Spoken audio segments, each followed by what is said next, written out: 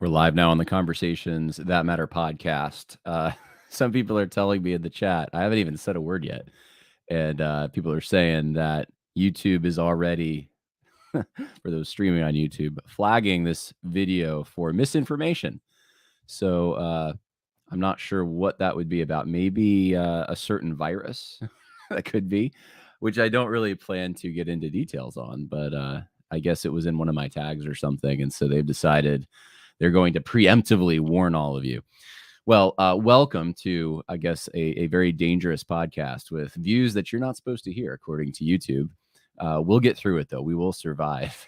And we're in this together, right? We heard that for years. And I still believe it. I still believe that we're in this together. So anyway, this is a little bit of an informal podcast. I did not announce this. I was just thinking about the fact that I only did one podcast so far this week. And there's a reason for that. I've been pretty busy with a bunch of things, some medical things, and then and don't worry, I'm okay. Everyone's okay. There's no problems that are life threatening or anything like that. But I've spent some time this week on the road and in doctors' offices, and the time I did have to be at home, I wanted to spend really thinking about some speeches that I'm going to be giving. And one of them, I mean, you could say I got carried away, but I think it's important. I've been researching classical liberalism and trying to understand it better, and brushing up on this week I was reading some old philosophers like John Locke and Enlightenment philosophers, really, Thomas Hobbes, Jean-Jacques Rousseau, and trying to understand what changes took place, what transitioned us from a more medieval society, a more Christian civilization, really, to the society that we exist in today. And this is, of course, something I had opinions on before last week, but I think that I'm gaining a better grasp of how secularization took place and what its implications are, and how that's affected us deeply, very deeply, in ways that are surprising. So I'm writing right now a speech to give at the Jesus and Politics conference, which I'll have more information for you on not too long. I've not really said much about it because the retreat, or the men's conference, I should say, is right around the corner. It's actually next week. And so I'm going to be giving a speech there as well. But this is literally your last chance. Like, if you want to come to the men's conference, October 21st through the 24th in Speculator, New York, like later today, I am sending in the rooming lists and letting them know how many people were coming and all of that. We're arranging the schedule. So you have to do it like now. You can email me. Probably the best way to contact me would be info@truthscript.com. It'll make its way to me if you have any questions, but this is the last chance. So anyway, I did let people know that I'm going to take questions today, any questions you have. But let me just finish up real quick, the classical liberal thing. So I've been looking into this, and basically this kind of notion, I suppose, that we ought to have neutral societies that protect someone's right to choose, because that is the primary, I would say the individual is the primary building block of society, not really the family, the individual. And the power of the individual to choose and give consent is what gives any validity to human associations, including civil government. And so that idea, I think, has made its way very, very deep, and it is ideological, and it does lead to some of the same things that we saw actually in Soviet countries, through a different route. It's not entirely the same. I'm not saying they're exactly parallel, but they both come from this root of Enlightenment rationalism, and they do lead to, ironically, this is the weird part, right? Valuing individual freedom actually leads to bigger government. And I have to define that carefully. It's not individual freedom in the sense that individuals are endowed with certain rights. I do think that is the case. And that was part of the pre-existing understanding that Christians had before the Enlightenment. that there were certain things that were within the jurisdiction of individuals, but they were attached to responsibilities, as they had responsibilities before God to do the good. And of course, now though, that has been twisted to take away the element of responsibility, and it's really just individuals can do anything. They can pursue any vice, and as long as it's on a personal level, then it's perfectly fine. And I uncovered today, I was looking at a number of people. If I told you their names, you would recognize them. I don't want to give away the speech, but big conservative names and some evangelical names that said things that, frankly, if you listen to them, they're shocking that they would say them. But they come to conclusions about allowing certain moral evils and maybe even defending them and their free exercise of them, at least, because they value this neutral public square. And so, has that been successful? That's the question. I don't even think consent can save kids from groomers at this point. I mean, I think it's been a failed project for the most part. So I'll take a few questions before I get into really. I have 2 or 3 topics, depending on how much time we have, that we can talk about today, regarding the Evangelical Free Church, regarding the Southern Baptist Convention, and then I was going to show you, if you haven't seen it already, there's a little video that Apple just put out there that I think is funny in a way. It's sad, it's scary in a way too, but it's interesting. So let me take some questions though. We have Scott Crawford saying, "Can you speak to why the G3 guys are still going after Stephen Wolf?" And Matthew Fletcher, what's G3? Okay, so I have 2 questions. G3 is a ministry. It's an organization designed or with a mission of assisting local churches. And hopefully I'm not getting anything wrong in that. I'm being general enough, hopefully, to encapsulate all of the things that they do. And they would claim to be Reformed. I think they're Baptist, if I'm not mistaken. Not saying they don't have Presbyterians ever speak there, or Anglicans. I don't think they do, though. I think it is primarily Baptist. But be that as it may, I'll answer Scott's question, sort of. I think there's going to be more conversations about this next week for everyone who's listening. There has been attempts made through back channels to rectify, at least get conversations going to maybe solve this issue. And all I can say at this point is that so far, I don't think any of these attempts have been successful. And we're going on now a few months, really. And because of that, I think that some things are going to be, I think there's implications to that. I think that when you have a strained relationship, think about it on a personal level. Let's say you have a strained relationship and someone who you would consider to be a friend, and perhaps they're a Christian as well. Like you consider them a brother or sister in Christ, but they keep misrepresenting you, or they keep saying things that, aren't true or malicious, or, whatever the case may be. And they have a public platform. They're broadcasting this publicly, let's say, and they're saying this about you, and you try to come to them as a friend, and then their reaction is that they don't want to treat you, though, in that way. And the relationship you thought you had isn't really the relationship that they think that you have with them. And I think that's everyone has situations like that in their lives. I view this in a similar fashion, right?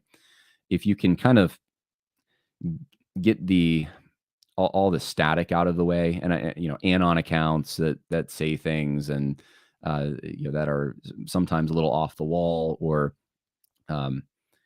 just I don't know, some of the more ridiculous and silly arguments, because so many of them have been silly in this whole. I guess I would frame it as a G3 versus proto. It's not even Christian nationalists, proto-Christian nationalists. It includes people that don't even take the label. I would say that if you try to take those things away, at the end of the day, what you seem to have is a hesitation, and that's a mild term. Probably more likely would be an unwillingness to really approach this whole disagreement on an equal footing, on a footing where you're both viewing the other party as brothers and sisters in Christ, where with the intention of working out differences, or at least clarifying disagreements. And since these things have been made public, letting the public know where these disagreements are. So iron can sharpen iron. That has failed, in my opinion. And I think the time is very short. The G3 conference is what, the end of next week? I think time is very short, because if they do have, which I'm assuming they're going to, they have a pre-conference that's I guess going to be addressing some of these things. If they do say some of the things that many are thinking they're going to say, I think that the damage at that point is just permanent. So if any of you, I mean, last ditch efforts, if any of you know anyone that works for G3, and I'm talking about specifically people like Josh Bice, Scott Anil, people I've reached out to, Virgil Walker, I would say Owen Strand too. I mean, he speaks for them, and he's definitely been part of this. I would, any of those guys, if you're close to any of them, I would just plead with them at this point to try to, I guess, offer an olive branch of some kind, to at least let the other side know that there is a humility there that wants to understand what the objections and misunderstandings are.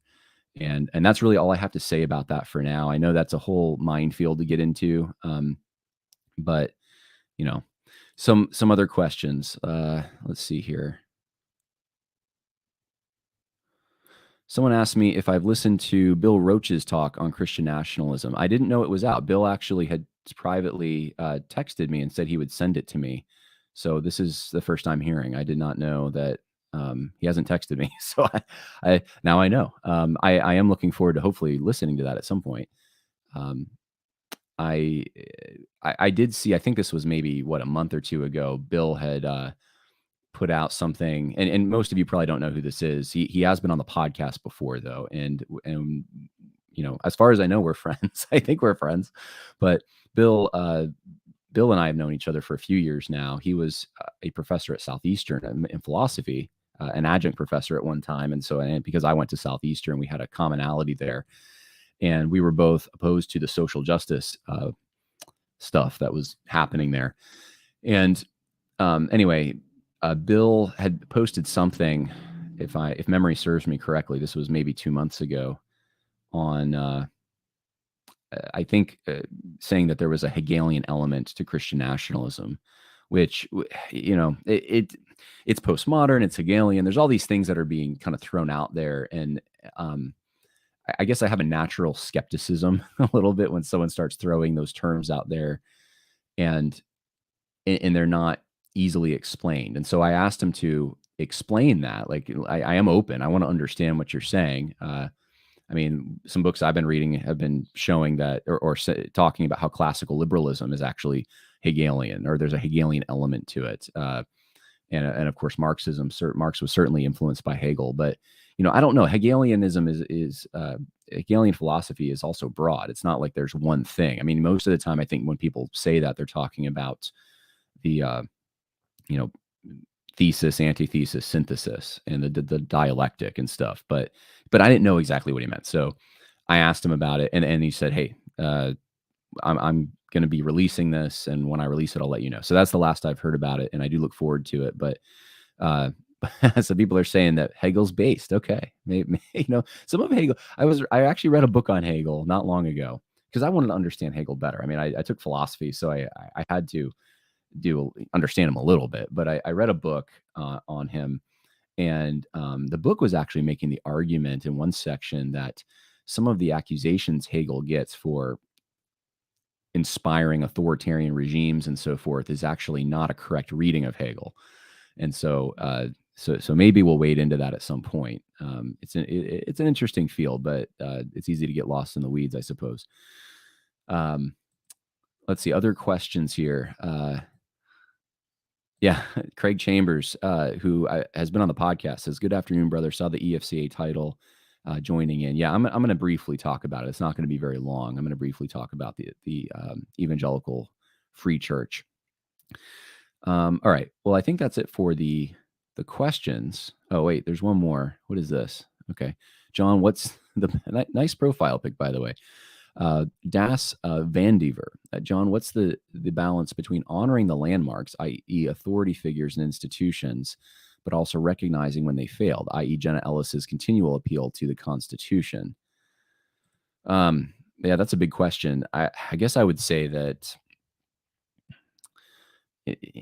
landmarks, I'm not I'm assuming you just mean kind of like hierarchy. So authority structures that were once in place, that we once trusted, that once had some authority, uh, and some of them still do, but we recognize that they've failed us and that we don't trust them anymore.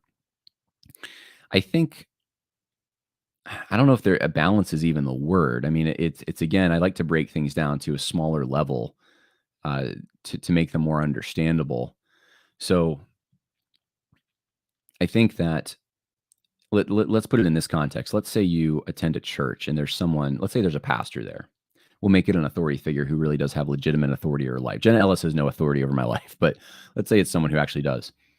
And they've been preaching, fairly solid. At least you respect them, let's say. Little disagreements, but for the most part, you're in agreement and you feel comfortable submitting to them. And then, one day they start going off the deep end. They start saying things that aren't true. They become belligerent when you try to confront them about it, or even ask questions about it. And then there's a pattern of that happening. And I think at that point, there's a natural thing that takes place. You lose respect. And once you lose respect for someone, it takes time to get that back, right? It takes repentance. It takes a course correction that you can clearly see that this person is not off the deep end anymore.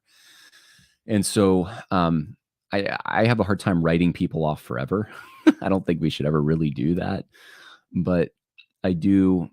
I'll put it this way. I never really listened to Jenna Ellis's. I think she has a podcast. I never listened to that anyway. But if I did, and I did know who she was, at least I have for a few years. Right now, I don't think I would be listening to it if I had been. And it's just because it's not that you can't disagree with someone and still value their opinion. I'm not saying that, but it's more whatever basis for respect that had been there is kind of eroded at this point because of her online interactions. Some of you might not even know what I'm speaking of. I'm assuming the person who asked the question does, but she's been acting in ways that are just hard to make sense of. I'll put it that way. Wild accusations against people, even and friends of mine, to be quite honest. And I think I engaged with her once where she was taking aim at the idea of blasphemy laws, which, by the way, we already have. I mean, if you that's really in a way what a hate crime is.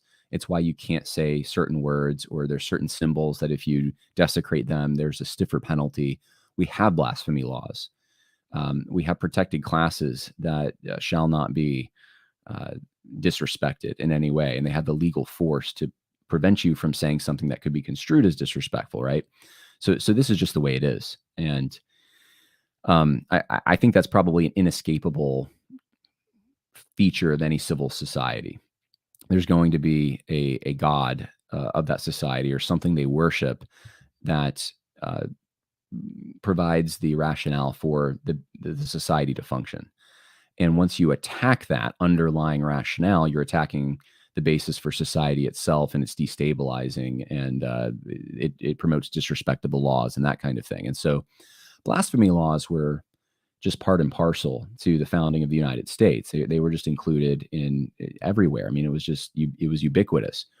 The founders of this country, and I'm speaking of those who framed the Constitution, I mean, they didn't really see a conflict existing between the local and state blue laws, blasphemy laws that they lived under, Sabbath breaking laws, and the freedom of conscience that many of them held to, and the Bill of Rights and those kinds of things. They didn't see a conflict there, but today we do. And part of the reason I think is the classical liberalism I talked about at the beginning of this. It has just made it has marched more progressively in an egalitarian direction. So, with that said, I think Jenna was going after, maybe it was Steven or someone I think it was CJ Angle, actually. She was really viciously going after him, and he wants to take, I think it was have a civil war and replace the Constitution and all these things, which I don't think is true. But I just posted or retweeted it and put a picture of George Washington, and then George Washington's, there was actually twice in 1775 and 1776, George Washington ordered his army and there was punishments involved if they did not heed this order to not blaspheme and to also attend church services. And so I just asked whether or not, George Washington was a tyrant, because she was calling, I guess it was C.J. Angle, a tyrant. So, I mean, I'm trying to ask questions. I'm sure, that's the only way I have been dealing with this. But I think that there's enough out there at this point to say, all right, let's find better leaders. If we're going to listen to commentary, and if we're going to follow it and put someone out there in the public sphere to represent us, then it's probably not going to be someone like that. We want someone who's going to be accurate and faithful to what they're analyzing, and has the correct, I guess, system of values and understanding to be able to evaluate those things. So that's a long-winded answer, I suppose. I could have probably said that in a shorter way, but hopefully that helps. I realize that means we have a vacuum right now, and I don't know what to say about that other than we need to pray. We need to just pray. There's so many. I tweeted out this morning. There are so many just leadership courses and leadership programs and degrees in leadership, and so few leaders, and it's a very sad thing to me. Okay, so I think that's it for questions for now. Let's get into some stuff. How's that? Let's get into some stuff. Where should we start? I guess we'll start with EFCA maybe, since. Oh, and by the way, if I didn't mention it, overcomingevilconference.com. If you're a last minute, you want to sign up last minute. EFCA and socialjustice.wordpress.com. EFCA and socialjustice.wordpress.com is the website.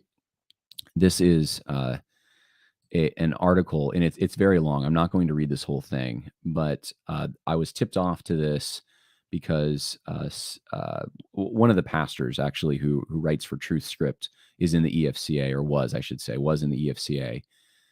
And he sent this to me, and he just like we had seen Pastor Cleaver recently being censored by the Evangelical Free Church for his anti-social justice views. Now we see Pastor David Whitney also being censored. So his basically his ordination is being called into question, is my understanding of how this works. And it's on a different stand. It's because not social justice, but because of COVID stuff, which is probably why you saw a warning on this video, because that dreaded word is going to be in it. But he starts it off, the story sequentially of what happened to him, by saying, back in November of 2020, my cluster in the EFCA East met by Zoom. I assume that means the cluster is probably a group of pastors in that region. He said, during the session, each pastor was asked how his church was doing during the pandemic. I replied that we had not shut down in-person worship during this time. And he gave his reasons for that. My statements, he said, seems to upset and anger several pastors in our cluster. I didn't know it at the time, but 3 pastors began investigating my sermons and demanding a meeting just before Christmas. The timing did not work for me, so we ultimately met on Zoom. Prior to the meeting, I asked one of the pastors, Guy Kneebone, for a list of questions they would be asking so he could prepare. He never got a list. Pastor Kneebone, I hope I'm saying the names right, Keynes and Rydell, we have talked about him. He is very woke from the clips that we've seen. He interrogated me for 2.5 hours, and they were very aggressive in their attacks on many things, which I said in the sermon they had listened to. Pastor Keynes said that he would be horrified if anyone in his congregation ever listened to any of my sermons. Pastor Kneebone spoke of how they were spending a great deal of time and effort studying and learning from critical race theory. He and others started, and they believe I was a Christian nationalist, and that such a stance was unacceptable in the EFCA. I'll just take a quick break here. One thing you have to understand, and I need to emphasize this point more and more, is that term Christian nationalism that is being condemned so strongly by members of evangelical organizations is, yes, it's being appropriated by certain people for Protestant reformed political thinking, paleoconservative ends, theonomic ends. It depends on the person who's appropriating it. But that is a catch-all term that people in the world just throw at any Christian who thinks that they should be vocal about their faith in public. I mean, that pretty much makes you a Christian nationalist in the minds of those people. So I think it's just, and here you see it being parroted by, unfortunately, evangelical leaders.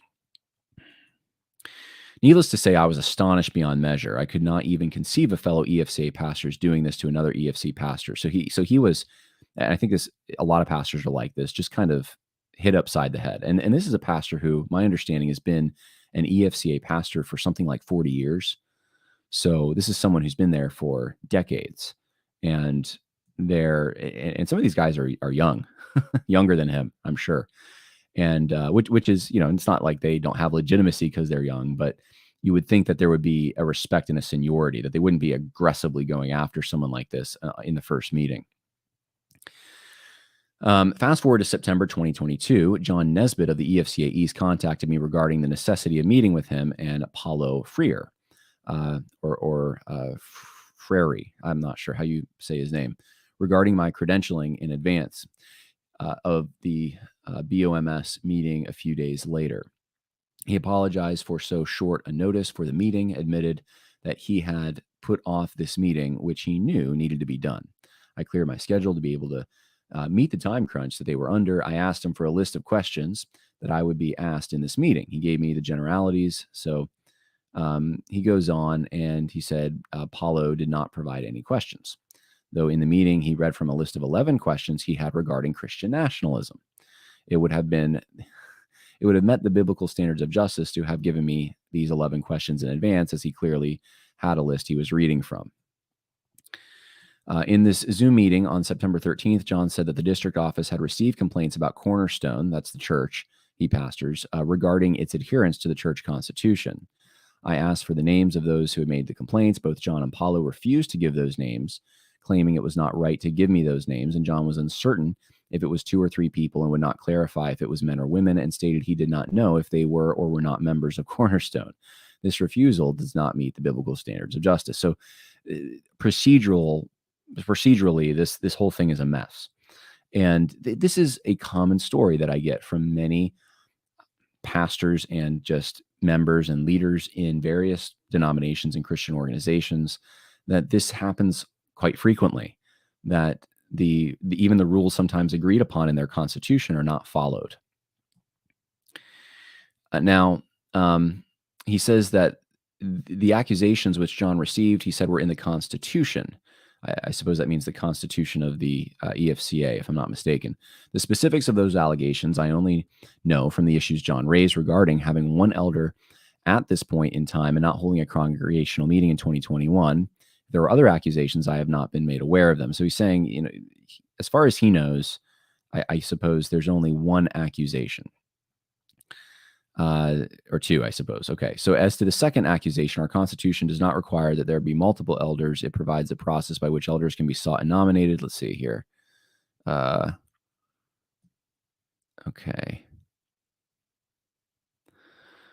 Okay.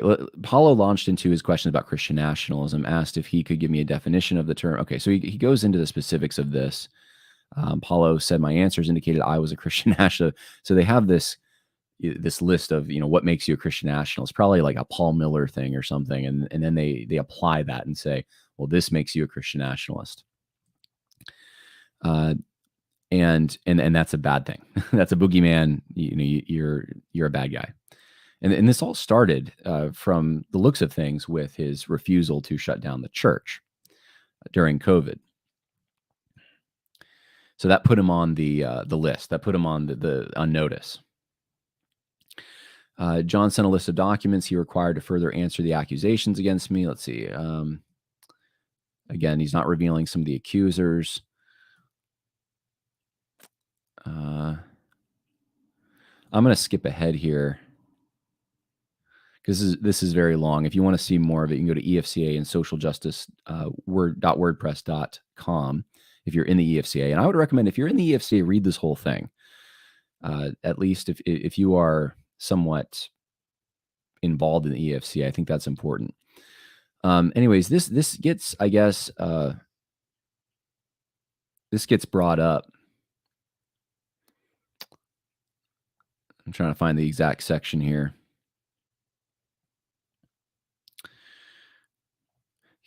he has thorough detail, which is good. You need thorough detail in situations like this because and recording things probably is also a plus in situations like this. Um, but this has gone to the national board. So this is past the EFCA East and now the national board. And um, and the claim here, this is very similar to the SBC's problem. The claim here is that in bringing this to the national board, this is inverting the structure to form something more akin to the Episcopal denomination and not a congregational polity. So you have now a national board getting involved in this more local matter, but they are and I think the EFCA is similar to the SBC in that they believe in the autonomy of the local church. So you have the national board now um, essentially putting on notice a pastor and threatening to remove his ordination because of this issue that started with not shutting his church down during COVID. And so he responds, he is taking a stand. He says there is only one issue of not fulfilling our church's constitution. So it was the church's constitution. I was wrong, not the constitution of the EFCA, but the church's constitution. And that is that we were not able to hold a congregational meeting in 2021 due to the inability to obtain a quorum during the pandemic. This is a time when the large number of churches had closed themselves to any and all in-person worship. The broad brush smear that we are not in compliance is not accurate. So the accusation is that they violated their own constitution by, I suppose, shutting down. And the interesting thing about all of this is that this is a local church constitution, and you have a national board now trying to apply the rules of the local fellowship and police them. Now, he says to suspend or otherwise remove my ordination would be further violate the biblical standards of justice. So he is bringing it back to the Bible at every turn in this whole thing. The charges, again, here is what Greg Strand sent as the charges. You willingly and knowingly failed to comply by providing the necessary information for the EFCA East District to determine whether the leadership of the Cornerstone EFC is following the church constitution and bylaws as accused. It's a little bit technical there, but that's the gist of it. So I'm not going to spend more time on it, but if people have questions about that, I would just suggest going to the website. Let's see if anyone's weighing in on this who knows more.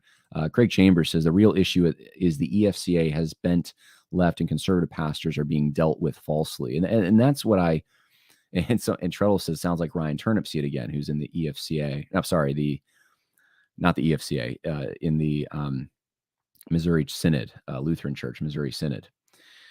So this is something that's happening cross-denominationally. The guns are only pointed in one direction, right? You have actual heretics, actual false teachers, actual problems, but they're not being addressed. Instead, the guns are pointed at the more conservative members, conservative pastors, conservative churches. And this, of course, reflects the opinions of those who are in control in these denominations. They are managerial elites who have an allegiance to the liberal order, not to the oaths that they've taken, or did I'm going to just say it, or to Jesus Christ, or to the members of their churches and the pastors that they assist and so forth. So this is the problem that's going on, and there aren't easy solutions for it because you need men of character to be able to fill those roles. And the question is, do those men of character exist? And if they do, and I believe they do, I have to think that there are men of character out there. There may be less of them, but I think they are out there. But are they then disqualified at early stages from climbing those ladders to get into those positions? That's another problem and a major one. So what's the solution to that? It's going to be dependent on where you are. But on a macro level, I mean, there isn't much of a solution, I think, for churches that have just gone this direction. I mean, I think the goose is cooked, so to speak. I mean, you could try what they're doing in the SBC, which is, let's rally every year. Let's try to get a bigger group to come out. Let's outvote. But it hasn't been very successful so far. And I don't have any faith that it will be, to be quite honest with you. There's small successes you could point to perhaps, but they're not going to be enough to turn the whole denomination around, which is what you need. All right, well, let's talk about the SBC here. On that depressing note, right? You could always start new organizations, right? But there's no structure that's going to foolproof prevent this kind of corruption from happening. Men of character, you need virtue. You need virtue. So train virtuous men, lead virtue, follow the lead of virtuous men. There's not a whole lot of them. All right. So Bart Barber, the president of the Southern Baptist Convention, this is in the Biblical Recorder. He has appointed members to a cooperation group. Here's the story. Addressing things we have never done before in the history of the Southern Baptist Convention will permeate discussions of those who will present a report next June that could reassert or redefine what constitutes a church to be in friendly cooperation with the SBC. These declarations that churches are not in friendly cooperation and these appeals in response to those declarations represent a change in the fundamental processes by which we cooperate with one another, he said, Bart Barber. The 20-member cooperation group came about from a motion in 2023 that in New Orleans that placed the group's formation in Bart Barber's hands. Jared Wellham, pastor of Tate Springs Baptist Church in Arlington, Texas, will serve as the chair. Other members include, and it goes through a list. And I recognize some of these names, others I don't.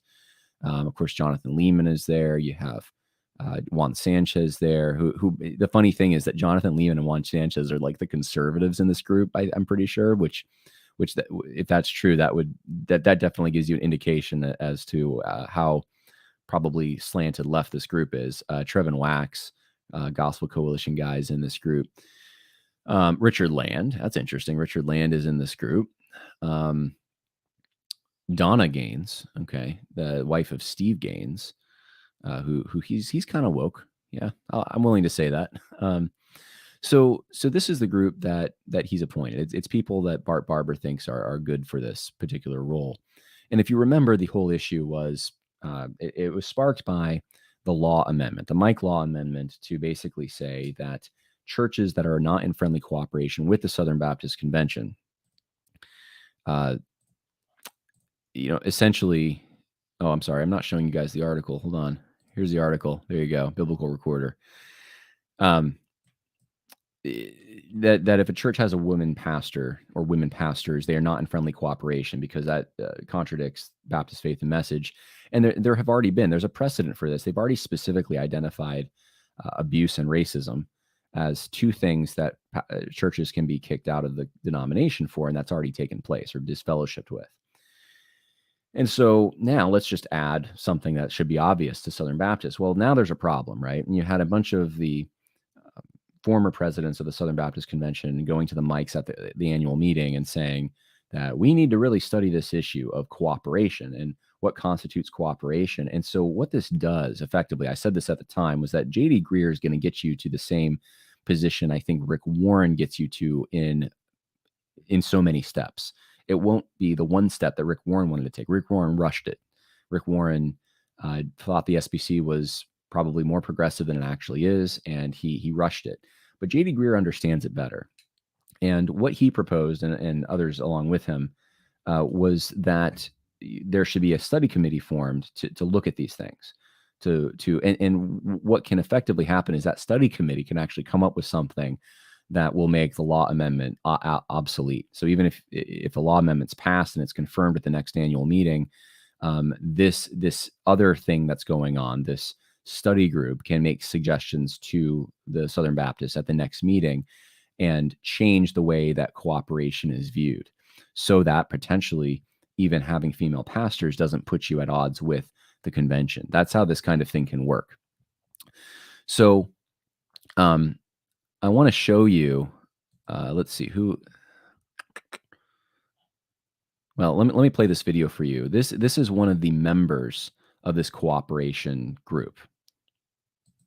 Move on, because I need to talk to something before I get out of the way. Now we're gonna hear a message in a bit from Pastor Gary Smith, and I am so excited, as I know you are, my pastor and mentor, who was a pastor here for 25 years, bringing God's word. I've already heard it once, and I'm going to have to hear it again because there's still work God's doing in me through it. It's going to be an incredible message as God speaks to you as we go through Exodus. But I want to tell you something that happened this past week. Pastor Gary and his wife Sandy and I were in New Orleans for the Southern Baptist Convention annual meeting with a team of people from the church. And there were just a couple things that happened that concerned me. And I wanted to talk to you about so that you're aware of it. You're likely hearing some of this, those of you who are more tuned to the news. And the number one thing you're going to hear about that concerns me is the disfellowshipping, the removal of Saddleback Church in California from the Southern Baptist Convention, and because they have female pastors. And I want to just say publicly that I am in disagreement with that decision. I voted against that decision. We agree that this is not in the heart and tenor of the Southern Baptist Convention. You may not know much about the Southern Baptist Convention, but it's an incredible group of churches, over 47,000 churches that come together with one common mission: to take the good news of the gospel of Jesus Christ to every place in this world, right here in this city, this country, and to the ends of the earth, planting churches, sending missionaries, doing gospel work. And the vast majority of the convention is thousands and thousands, literally millions of believers who love Jesus and want the vision of the gospel of Jesus Christ extended to the ends of the earth to happen. But there's also confusion.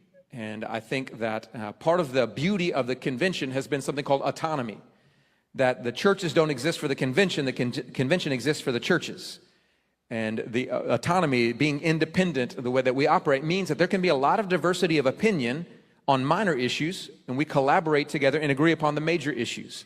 The chief issue being our agreement to come under the Word of God, the Bible as truth. Okay, let me play for you. This is one more clip, and the person you hear speaking there is the lead pastor at Fielder Church in Arlington, Texas, Jason Paredes. Jason Paredes. And here's another shorter clip. Amendment that was voted upon to the bylaws of the Constitution that says that any church that has female pastors of any kind would be considered no longer in friendly cooperation with the Southern Baptist Convention, which means after a while, it takes 2 years sequentially for that to be voted on. And if it's ratified, then churches that have female pastors would be removed from the Southern Baptist Convention, disfellowshipped. Fielder Church falls into that category. We unwaveringly, unequivocally, gratefully have female pastors in this church.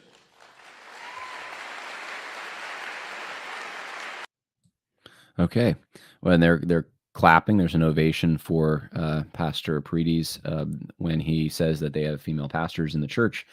And so this is at least one member on this reconciliation committee. So it does raise a question about, this is someone who is in clear violation of the Southern Baptist Convention's own stated beliefs at this point, and I would say belligerently so. And yet this is someone that needs to be given a seat at the table to come up with a solution for how Southern Baptists should interact with each other in a cooperative manner. And specifically, it's going to be on this question of female pastors. So we know exactly what he thinks. Now, he's not the only person on this committee. You know, I know someone like a Jonathan Lehman and a Juan Sanchez, which I said they're probably the more conservatives, which is funny to me because I was critiquing them for at least Jonathan Lehman. Juan Sanchez, I know has put some woke stuff out there. He's a Gospel Coalition guy. I'm not sure if I've talked about him on the podcast, but they were the kind of guys that we were opposing, at least in our arguments back in 2020 and I guess 2018 through 2021, 2022 especially.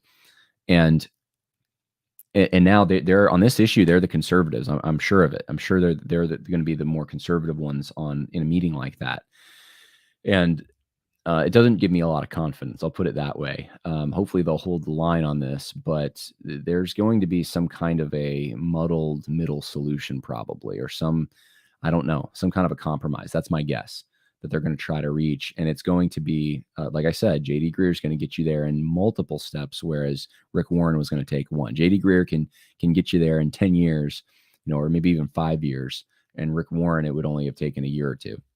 That's just my opinion on it.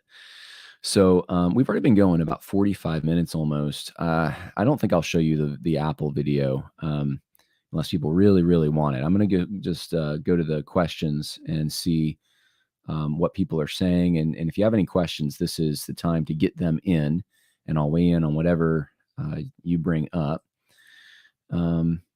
Scott Crawford said the vote wasn't close. Yeah, you're right about that. And that's one of the things people bring up to say, hey, look, SBC is not going to endorse women pastors. Look, most of the people voted against or they for the law amendment, right?